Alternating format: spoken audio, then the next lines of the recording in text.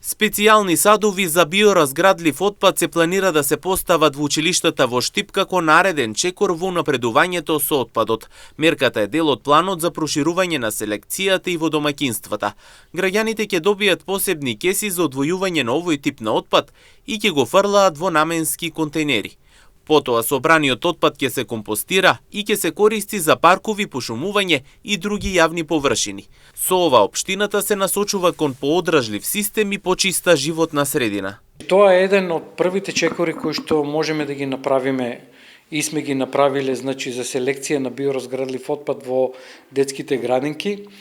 Потоа, значи, нареден чекор е да има во секое училиште такви садови за собирање на биоразградлив отпад и натаму, значи, трета фаза кога ќе можат и самите граѓани и жители да го селектираат тој тип на отпад, значи во дома кога ќе го селектираат во посебни кеси кои ќе бидат дадени од наша страна, значи да можат да го селектираат и потоа да го одложат во такви специјални контейнери кои што потоа, значи, натаму ќе има третман за нивен третман, односно за изработка на материјал кој што потоа може се користи во градините за пошумување, исто така, значи.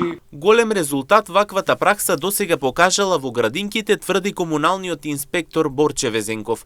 Во сите 9 градинки во градот во изминатите години беа поставени специјални садови за селекција на биоразградливиот отпад, со што се намали количината на овој тип на отпад во контейнерите за комунален отпад. Проектот беше во организација на Сдруженијето на комунални инспектори на Република Македонија, заедно со општина Штип, преку Министерството за животна средина, каде што во сите 9 градинки беа поставени специјални садови за селекција на биоразградлив отпад.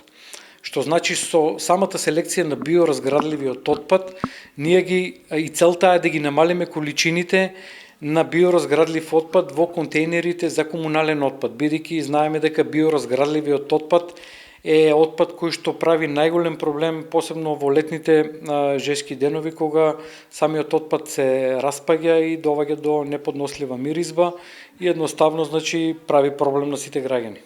Инаку целта на овие проекти, инспекторот Везенков вели дека е да се намалат количините на тој отпад во контейнерите и да се создаде почиста животна средина.